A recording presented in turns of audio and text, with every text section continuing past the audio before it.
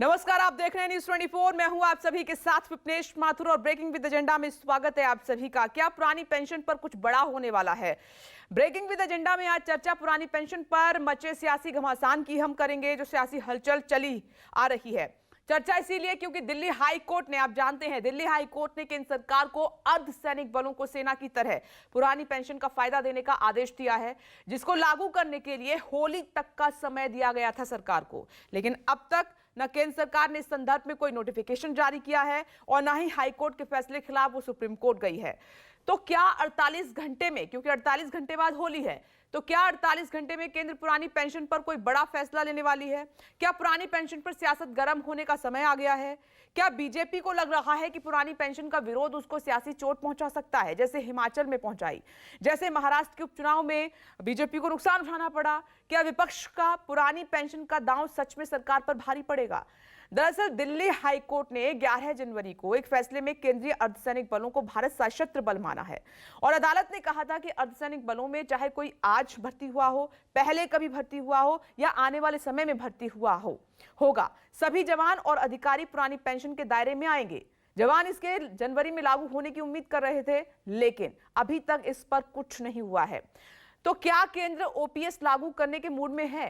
क्या 5 विपक्षी दलों द्वारा शासित वो राज्य जहां पर पुरानी पेंशन लागू है, केंद्र के लिए दबाव का कारण बनता जा रहा है? क्या कांग्रेस, झारखंड मुक्ति मोर्चा और आम आदमी पार्टी की सरकारों के पेंशन दांव के आगे बीजेपी कमजोर पड़ जाती है? वित्त मंत्रालय, आरबीआई की आपत्तियों के बावजूद देवेंद्र फडणवीस ने क्यों पुरानी पेंशन लागू करने का विरोध नहीं किया था? आज ऐसे ही कुछ सवालों के जवाब हम खोजने की अपनी चर्चा में कोशिश करेंगे और इस मुद्दे का 2024 के चुनावों पर क्या असर पड़ेगा, यह भी समझने की हम कोशिश करेंगे। सबसे पहले प्रभाकर मिश्रा का हम रुख कर लेते हैं। प्रभाकर, जो हाई कोर्ट ने कहा है कि अर्धसैनिक बलों को ओपीएस के दायरे में लाया जाए, लेकिन अभी केंद्र सरकार ने इस पर कुछ नहीं किया। वित्त मंत्रालय का कहना है कि गृह मंत्रालय इस पर फैसला लेगा, कब होगा, ना सुप्रीम कोर्ट में ये गए हैं। तो किस तरीके से इस एंगल को समझे कोर्ट के आदेश को?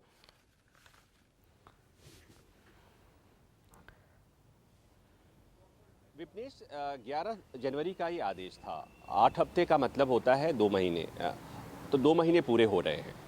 तो जैसा आपने कहा कि क्या होली के पहले इस तरह का कोई आदेश आ जाएगा, सरकार कोई ऐसा फैसला कर लेगी, इसमें मुझे डाउट है, आशंका है, क्योंकि जो नई स्कीम आई है उस स्कीम में भी अर्धसैनिक बलों के लिए वही व्यवस्था की गई है जो केंद्रीय कर्मचारियों के लिए हुआ है, जिसमें 1 टाइम ऑप्शन दिया गया है कि आप अगस्त तक ये बता दें कि आपको पुरानी पेंशन स्कीम चाहिए या नई वाली चाहिए। और तो निश्चित तौर पर अगर ऐसा नहीं होता है तो हाईकोर्ट के आदेश की अवमानना होगी।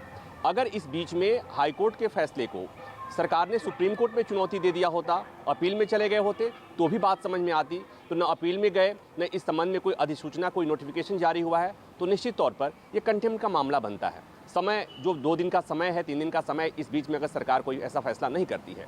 अब बात आती है कि ऐसे मामलों में कोई कंटेम्प्ट कोई सरकार करती भी है, कोई मंत्रालय करता भी है, तो उसके मायने क्या होते हैं? अगर मैं बताऊं, पिछले हफ्ते की ही बात है, 1 रैंक 1 पेंशन के मामले में सुप्रीम कोर्ट का आदेश था कि जो उनके एरियर्स हैं उन्हें तत्काल दे दिया जाए, एक मुश्त दे दिया जाए। लेकिन सरकार ने एक नोटिफिकेशन जारी किया, उसने कहा कि इन्हें हम किस्तों में देंगे, और उसके खिलाफ मामला सुप्रीम कोर्ट आया और सुप्रीम कोर्ट ने कहा कि ये तो कोर्ट की अवमानना है। हमने जब कहा था कि आप एक मुश्त दे दीजिए, आप कह रहे हैं कि हम वो करेंगे, इस पर आप जवाब दीजिए। तो कहने का मतलब ये है कि अगर किसी व्यक्ति विशेष के लिए कोई नोटिस जारी होना होता है और उसे अवमानना का डर होता है तो निश्चित तौर पर वो घबराता है। लेकिन जब किसी मंत्रालय को नोटिस जाता है या मंत्रालय ही अवमानना कर रहा होता है तो उसे बहुत चिंता नहीं होती है। उन्हें पता होता है कि सरकार की तरफ से सॉलिसिटर जनरल, पहले additional solicitor general, attorney general जाके खड़े होकर कह देंगे कि पॉलिसी का मामला है, थोड़ा विलंब हो रहा है, थोड़ा हम समय लेंगे, और इस तरह से सुप्रीम कोर्ट के और हाई कोर्ट की अवमानना के कोप से वो बच जाता है। तो यहाँ जो मुझे सारी चीज़ें जो दिख रही हैं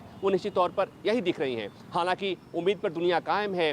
जो पेंशनर्स हैं वो सोच रहे होंगे, जैसा आप हमने जो खबर बता रही हैं, आप जैसा हम डिस्कशन कर रहे हैं, हो सकता है कि उनके मन में बात हो कि होली के पहले कोई इस तरह का आदेश आ जाए। लेकिन अभी जो स्कीम आई है, अगर उस स्कीम में इस तरह का विवरण होता, इस तरह का कोई संकेत होता, वो संकेत नहीं है विपनेश, जहां पर ये जो कहा गया है कि केंद्रीय कर्मियों को जिन्होंने नई पेंशन स्कीम आने के पहले ज्वाइन किया था उनको सबको दे दिया जाएगा, उनके पास विकल्प होगा, वो चाहें तो 31 अगस्त तक ये तय कर लेंगे कि उन्हें पुरानी पेंशन स्कीम चाहिए या नहीं चाहिए।